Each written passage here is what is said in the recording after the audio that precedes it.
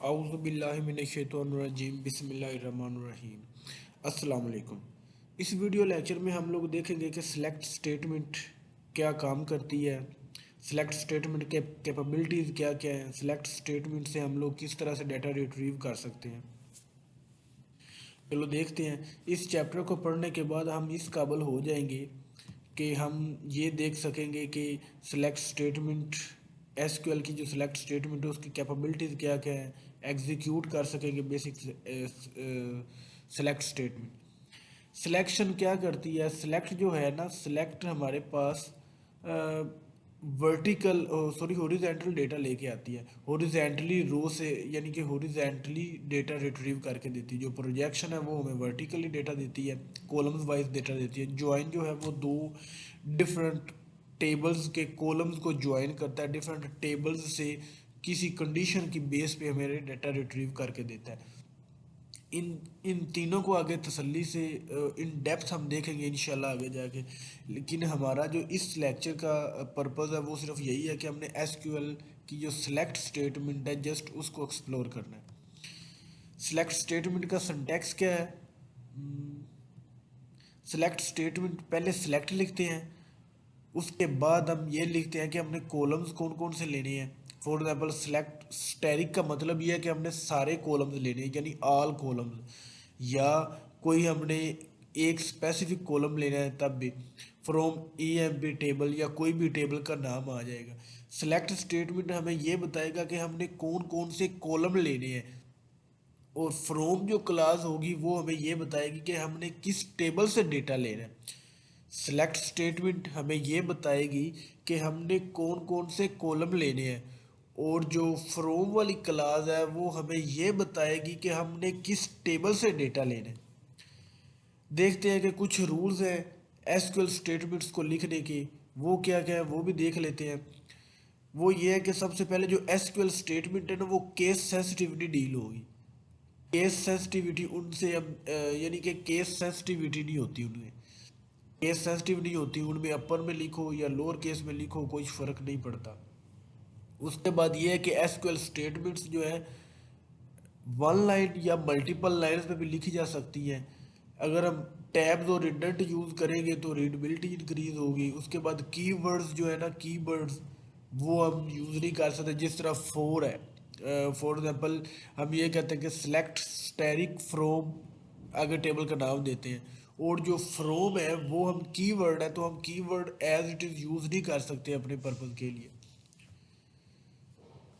उसके बाद जो क्लासेस है ना, separate classes on separate line, for example select की एक लाइन होगी, फ्रॉम की एक लाइन होगी, यूजली इस तरह होता है।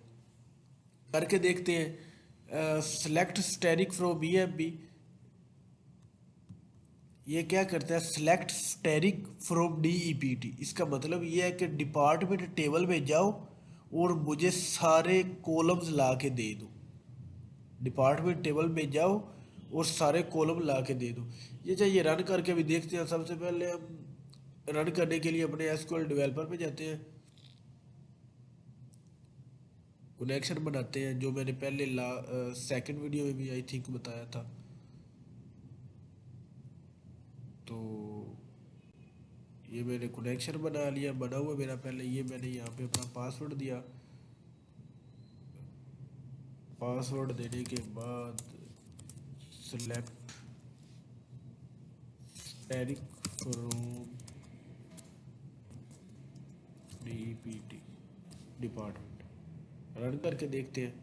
देखें, उसने मुझे सारे कॉलम्स दे दिए, डिपार्टमेंट नंबर, डिपार्टमेंट नेम और लोकेशन, यानी कि ये डिपार्टमेंट टेबल में तीन ही सिर्फ कॉलम पड़े हुए थे, उनका सारा डाटा उसने मुझे रिट्रीव करके दे दिया। अगर हमने कोई स्पेसिफिक कॉलम लेना हो, फॉर एग्जांपल अगर हमने ये लेना है कॉलम, लोकेशन लेना है, लोकेशन का कॉलम लेना है, या डिपार्टमेंट नंबर लेना है, डिपार्टमेंट नेम हमें नहीं चाहिए, तो वो किस तरह से लेंगे। जस्ट हमने जहाँ पे स्टार लिखा है वहाँ पे जो कॉलम चाहिए हमें लोकेशन चाहिए, और उसके साथ डिपार्टमेंट नंबर चाहिए, तो डिपार्टमेंट नंबर मैंने दे दिया। डिपार्टमेंट नंबर,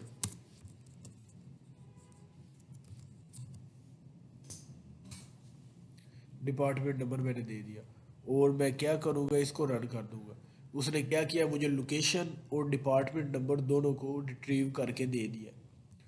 उसके बाद हमने इस क्यूरी में हमने ये देखा कि हम स्पेसिफिक टेबल्स, एक टेबल से स्पेसिफिक कॉलम्स किस तरह लेंगे।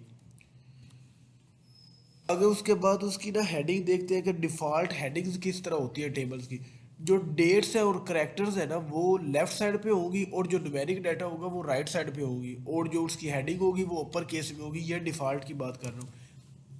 देखते हैं, देखें ये जो है टेबल की हेडिंग, ये अपर केस में है, ये भी अपर केस में है। वो यही कह रहा है कि डिफ़ॉल्ट जो होगा वो अपर केस में होगा। अगर इसमें कोई डेट होती तो वो लेफ्ट साइड पे होती, और अगर कोई न्यूमेरिक डाटा होता तो वो राइट साइड पे होना था।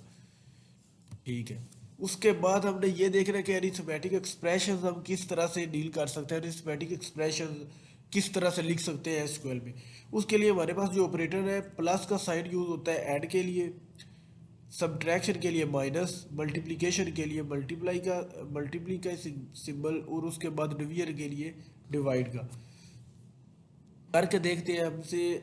सबसे पहले ना ये देखते हैं अरिथमेटिक ऑपरेटर्स। अरिथमेटिक ऑपरेटर्स हमारे पास ये चार हैं, इसको इनसे डील करना सीखते हैं। इस क्यूरी में उसने क्या कहा है, इस क्यूरी में उसने ये कहा है कि ई नेम लेके पहले एम्प्लॉय टेबल में जाओ, उसमें ई नेम लाओ, सैलरी लाओ, और सैलरी में 300 300 प्लस करके मुझे दे दो। करते हैं, देखते हैं। सिलेक्ट, पहले ना ये देख लेते हैं कि हमारा जो टेबल ये भी है वो बड़ा भी पड़ा है कि नहीं। हमने डेमो फाइल यहाँ पे रन तो की थी, लेकिन पड़ा भी है या नहीं पड़ा। Select asterisk from P, okay, employee table हमारा है यहाँ पे। हमने यहाँ पे क्या लेना है, ई नेम चाहिए हमें, और सैलरी चाहिए। ठीक है, और सैलरी में मैं चाह रहा हूँ कि सैलरी में +300 हो जाए। +300 होने के बाद अब देखते हैं, उसने सैलरी देखे 800 थी, उसने 1100 कर दी, यानी कि 300 का एडिशन कर दिया उसने। 1600 थी तो 1900 कर दी। ठीक है, ये हमारी इस तरह से डी। उसके बाद ये देखते हैं कि ऑपरेटर की प्रेसिडेंस क्या है एसक्यूएल में। सबसे पहले मल्टीप्लाई का सिंबल और डिवीजन का सिंबल्स दो, ये वाले जो एग्जीक्यूट होंगे। उसके बाद प्लस और माइनस का अगर सिंबल होंगे तो वो होंगे एग्जीक्यूट। लेकिन अगर देखें मल्टीप्लिकेशन और डिवीजन की टेक सेम प्रायोरिटी, इन दोनों की सेम प्रायोरिटी है, मल्टीप्लिकेशन की और डिवीजन की। लेकिन अगर सेम प्रायोरिटी वाले आ जाएंगे तो वो लेफ्ट से राइट एग्जीक्यूट होंगे। आगे देखते हैं, ऑपरेटर प्रेसिडेंस की उसने एग्जांपल दी हुई है। इंशाल्लाह मैं ना प्रैक्टिस क्वेश्चंस भी आपको अगले वीडियो लेक्चर में कराऊंगा, जिससे ना अगर आप लोग वो खुद करोगे तो आपको किसी किस्म की इंशाल्लाह कोई प्रॉब्लम नहीं एसक्यूएल में रहेगी। इंशाल्लाह मैं आपको ज़ीरो से हीरो बनाऊंगा। इस वीडियो लेक्चर में आपको इस यूट्यूब चैनल पे आपको एसक्यूएल से रिलेटेड ईच एंड एवरीथिंग मिलेगी। प्रैक्टिस क्वेश्चन, एक्सरसाइज क्वेश्चन, आपने जो खुद घर बैठ के करने होंगे वो भी मैं आपको इंशाल्लाह प्रोवाइड करूँगा। प्रेसिडेंस देखते हैं। उसने ये कहा है कि हमें फॉर एग्जांपल उसने कहा है कि ई नेम और सैलरी लेके आओ, और इसमें मैं ना मल्टीप्लाई करना है, मैंने मल्टीप्लाई बाई 12 उसने किया हुआ है।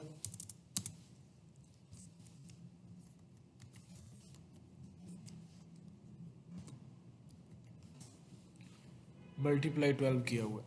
अब देखते हैं आउटपुट क्या देती है। देखिए हमारी सैलरी थी 800, उसने पहले उसको 12 से मल्टीप्लाई किया है, फिर 300 को प्लस किया है। 300 प्लस करने के बाद जो आउटपुट आई है वो हमने दिया, यानी कि उसने पहले मल्टीप्लाई किया है ना कि प्लस किया है। उसके बाद पेरेंथेसिस किस तरह यूज होती है एसक्यूएल में। पेरेंथेसिस हमें ना इन्फोर्स करती है कि हम ये वाला स्पेसिफिक जो ऑपरेटर होगा वो पहले एग्जीक्यूट करेंगे। जिस तरह ये है कि यहाँ पे एम्प्लॉय टेबल में जाओ, ई नेम लेके आओ, सैलरी लेके आओ, और सैलरी में पहले 100 का प्लस करो, उसके बाद उसको 12 से मल्टीप्लाई करो। यानी कि इन्फोर्स हमें करेगा कि पहले ये वाला पोर्शन एग्जीक्यूट होगा। अगर हम इसकी प्रेसिडेंस के हवाले से देखें तो पहले ये मल्टीप्लाई होना चाहिए, लेकिन मल्टीप्लाई नहीं हो रहा, ये पहले प्लस होगा। करके देखते हैं। ये यहाँ पे जस्ट उसने ब्रैकेट्स डाली हुई है, पेरेंथेसिस यूज की है, पेरेंथेसिस डाली। अब देखते हैं। देखें 800 में 100 प्लस कर 300 प्लस कर दिया, 1100 हो गया। उसको फिर 12 से मल्टीप्लाई किया तो जो आउटपुट आती है वो आ गई हमारे पास। तो उसने क्या किया है, सबसे पहले जो ब्रैकेट्स है उनको सोल्व किया, उसके बाद मल्टीप्लाई किया है 12 से। उसके बाद डिफाइनिंग नल वैल्यूज के, नल वैल्यू से किस तरह डील करना है। नल वैल्यू का मतलब ये है कि जो वैल्यू है ना वो अननाउन है, हमारे पास पता नहीं है कि वैल्यू है, जीरो है या ब्लैंक है, इसका मतलब नहीं होता नल वैल्यू। यानी कि नल वैल्यू सेम नहीं होती ब्लैंक वैल्यू और जीरो वैल्यू के। अब देखते हैं कि नल वैल्यू फॉर एग्जांपल ये उसने बताया हुआ है कि E name, E M P table में जाओ, ई नेम लेके आओ, जॉब लेके आओ, कॉलम कमीशन लेके आओ। करके देखते हैं। यहाँ पे उसने ई नेम लिया है, सैलरी ली है, सैलरी ली है, साथ सी ओ डबल एम कमीशन लिया है, कमीशन लिया है, ठीक है। और उसको रन करते हैं। देखें उसने नल को as it is, SQL developer का यही फायदा है कि वो जो नल वैल्यू होगी ना वो मेंशन कर देगा। लेकिन देखने की बात यह कि उसने जस्ट नल मेंशन किया, जीरो या एम्प्टी मेंशन नहीं किया। इसका मतलब ये है कि जीरो और एम्प्टी का मतलब नल नहीं होता। जीरो जस्ट अगर देखा जाए तो वो खुद एक वैल्यू है। अच्छा, उसके बाद अगर अरिथमेटिक ऑपरेटर्स में हम नल वैल्यू यूज करेंगे ना तो वो डिजायर्ड जो कॉलम होगा उसकी पूरी की वैल्यू नल कर देगा। फॉर एग्जांपल अगर कभी किसी किसी कॉलम में किसी स्पेसिफिक रो में अगर कमीशन जीरो हुआ ना, तो कमीशन नल हुआ ना, तो वो पूरा जो आउटपुट है ना पूरी आउटपुट वही डाल देगा। उसका ये नहीं होगा कि फॉर एग्जांपल अगर हमने 12 है, यहाँ पे 12 मल्टीप्लाई सैलरी है, तो सैलरी उसकी हो और कमीशन ना हो तो वो आउटपुट दे दे। इस तरह नहीं होगा, कमीशन हुआ तो फिर वो आउटपुट देगा। करके देखते हैं। यहाँ पे देखते हैं कमीशन है ना, जिस तरह ये स्मिथ है उसकी सैलरी ये है, उसको कमीशन है उसका डल, ठीक है। लेकिन मैं ये करता हूँ साथ मैं कहता हूँ कि सैलरी, सैलरी में प्लस कर दो C O double M commission, commission मैंने प्लस किया। अब देखते हैं उसने जो सैलरी और प्लस कमीशन है ना, अगर उसकी सैलरी में कमीशन डल है ना, सैलरी मैटर नहीं करती कि है या नहीं है, सैलरी मैटर नहीं करती है या नहीं है, सैलरी जो भी हुई वो एज इट इज उसमें एडिशन हो जाएगी। लेकिन अगर कमीशन डल है तो वो एज इट इज हमें डल वैल्यू देगा। अगर कमीशन होता 300 और सैलरी डल होती तो फिर भी ये क्या करना था, इसने आउटपुट देनी थी, डल ही रिटर्न करना था। उसके बाद यहाँ पे एक और नई चीज़ यूज़ हुई है, वो है वेयर क्लास। क्या है, अगले वीडियो लेक्चर में भी वेयर क्लास का इंशाल्लाह मैं तसल्ली से बताऊंगा। लेकिन यहाँ पे सिर्फ एक थोड़ा सा आपको दे देता हूँ, टेस्ट बता देता हूँ किस तरह कि वेयर यूज़ होती है। स्पेसिफिक रो लेके आएगा, वो इस कॉलम में जाएगा, फॉर एग्जाम्पल इस कॉलम में जाएगा, ई नेम का ये कॉलम है, ये ई नेम का कॉलम ढूंढेगा, ठीक है। ये मेरे पास फॉर एग्जाम्पल ई नेम का कॉलम है। इसमें वो देखेगा यहाँ पे ई नेम में जाएगा, जहाँ पे उसको किंग मिल गया, फॉर एग्जाम्पल ये वाला जो है ना यहाँ पे किंग है, तो ये वाला स्पेसिफिक मुझे वो रिकॉर्ड रिट्रीव करके दे देगा। इस तरह करके देखते हैं। यहाँ पे अगर यहाँ पे मैं लिखूँ ना एम्प्लॉय डब्ल्यू एच यानी where E name equal to E name equal to king, execute करते हैं। ओ एरर आ गया, सिंगल कोटेशन मार्क यूज हो रहा था। तो देखे उसको कोई किंग मिला ही नहीं है। तो अगर अच्छा ये इन ब्रैकेट्स जो आपके कोटेशन मार्क में जो आएगा ना वो केस सेंसिटिवली लिखा जाएगा। जिस तरह ये देखता हूँ, अगर मैं यहाँ पे लिखूँ ना किंग, अब ये मुझे आई थिंक इसको आउटपुट कुछ देनी चाहिए। अच्छा ये देखें ई नेम किंग मेरे पास था तो उसके रिलेटेड उसने जो आउटपुट थी वो दे दी। यानी कि स्पेसिफिक अगर मैंने कोई रोल लेनी हो तो मैं उस पर वेयर भी यूज़ कर सकता हूँ, उसके लिए वेयर यूज़ करूँगा मैं। अच्छा, उसके बाद कॉलम एलियस क्या है कि हमने जो रीनेम करना है ना, कॉलम की हेडिंग है उसको रीनेम कर सकते हैं, कैलकुलेशन में हमें मदद देगा, ठीक है। उसके बाद डबल कोटेशन मार्क्स यूज़ होगा अगर उसमें स्पेशल कैरेक्टर्स है, केस सेंसिटिव यूज़ होगा, एज का कीवर्ड यूज़ होगा। और अगर एज का कीवर्ड ना यूज़ करें फिर भी काम चल सकता है, जिस तरह ये उसने बताया हुआ है।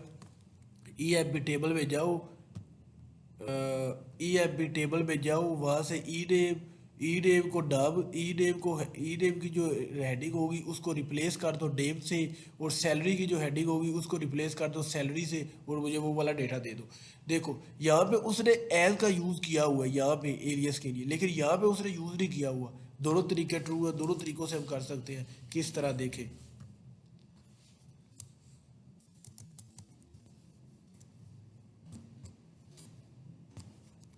अगर मैंने यहाँ पे एक करना है, ई नेम को मैंने कहना था नेम, एज नेम मैं यूज़ करूँगा, सिंगल कोटेशन मार्क आता है। अच्छा, नेम आ गया।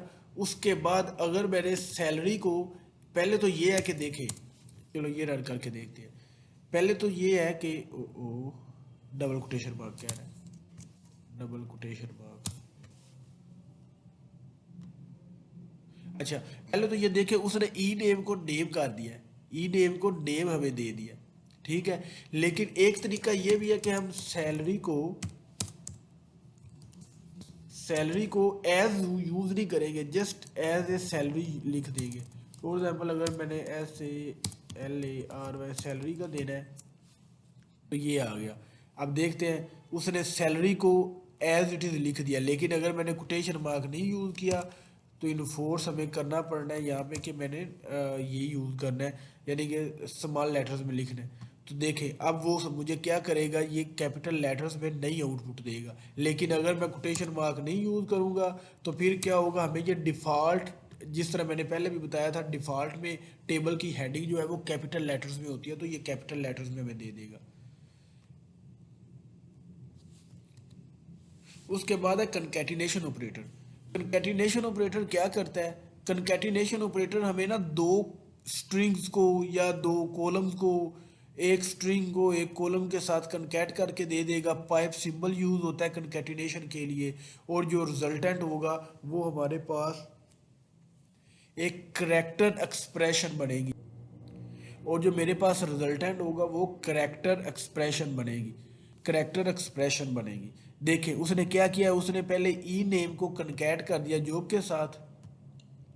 फॉर एग्जाम्पल यहाँ पे ई नेम है किंग, ठीक है, और जॉब है उसकी प्रेसिडेंट, ठीक है। उसने ई नेम को president E M P table में गया है, ई नेम को कनकैट कर दिया जॉब के साथ, और उसका जो नाम है ऊपर हेडिंग है वो रिप्लेस कर दिया है किसके साथ, एम्प्लॉयज के साथ।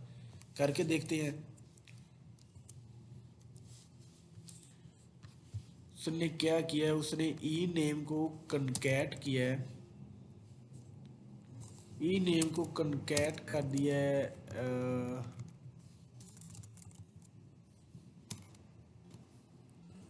जॉब के साथ, और उसका जो नाम रख दिया ना उसने, वो उसने नाम रख दिया है, क्या रखा है, एम्प्लॉयज, एम्प्लॉयज रखा है।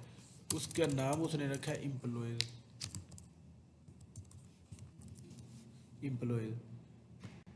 देखे उसने क्या किया है, स्मिथ नाम था, क्लर्क उसकी जॉब थी, उसका उसने कनकैट करके हमें दे दिया है, और उसके बाद जो एम्प्लॉयज है वो रख दिया जो टेबल का नाम है। अगर हम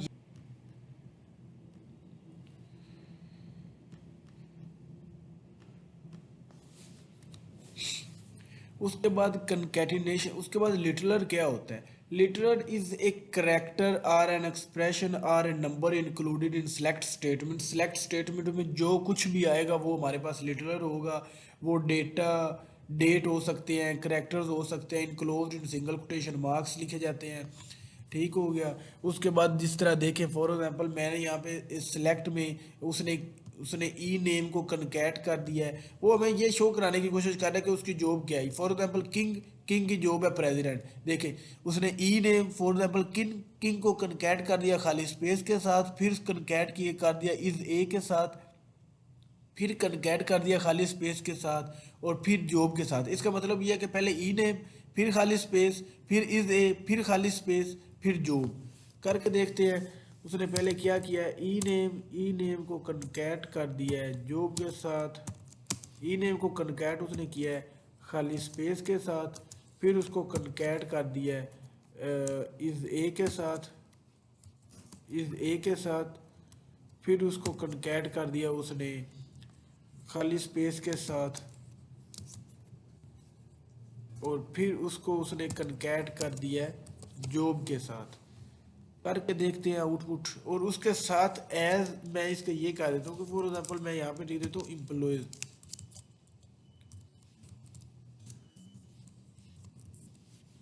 एम्प्लॉयज क्या गलती हुई है, अच्छा employees detail as employees detail, यहाँ पे कनकैट कर दिया खाली स्पेस के साथ, क्या एरर है,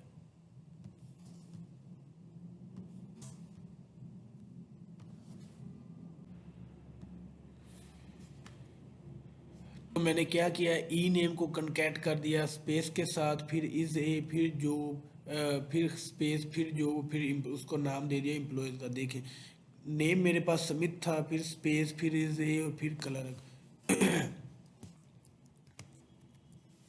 उसके बाद उसने डुप्लीकेट रोज जो है, फॉर एग्जांपल अब देखते हैं, एक मैं चीज़ आपको दिखाता हूँ। फॉर एग्जांपल मेरे पास ये है ना, मैं यहाँ पे select asterisk from E M P, मैं यहाँ पे डेटा रिट्रीव करता हूँ एम्प्लॉयज़ का।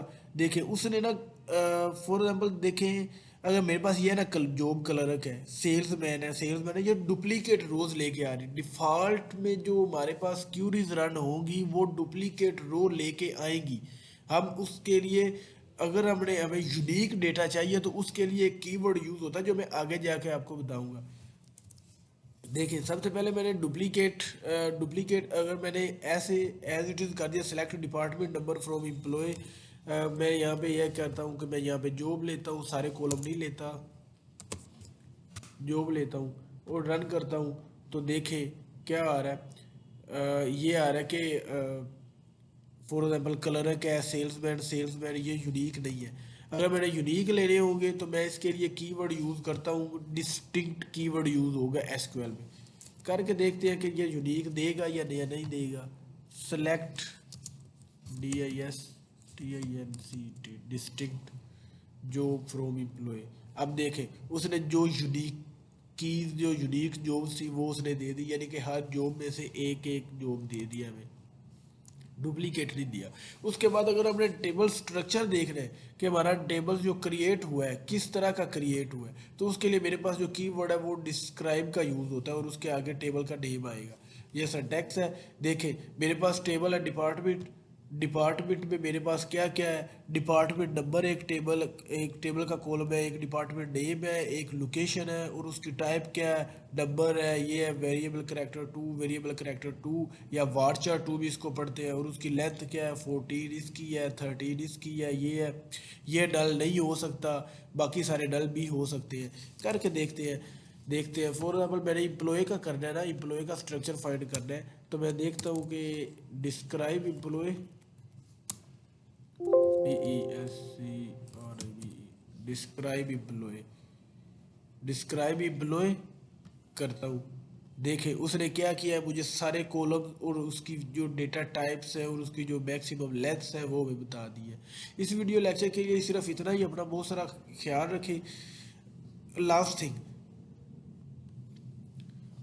इस चैप्टर के बाद हम इसकी क्यूरीज खुद बैठ के रन करें। मैं आपको इंशाल्लाह अगले वीडियो लेक्चर में प्रैक्टिस क्वेश्चंस भी सोल्व कराऊंगा, और उसके बाद मैं आपको हैंड रिटन नोट्स भी कोशिश करूंगा प्रोवाइड कर दूं क्लास में। जो ये हेल्पिंग मटेरियल है, जिस तरह ये स्लाइड्स वगैरह ये जो मैं यूज़ कर रहा हूँ, ये मैं कोशिश करूँगा गिटहब पे एज इट इज़ एक जिप बना के ना तो अपलोड कर दूँ, जिसमें पूरी का पूरा हेल्पिंग मटेरियल, पूरी की पूरी slides, book, each and everything आपको मिल जाएगी। इस वीडियो लेक्चर के लिए सिर्फ इतना ही। अपना बहुत सारा ख्याल रखें। अल्लाह हाफिज़।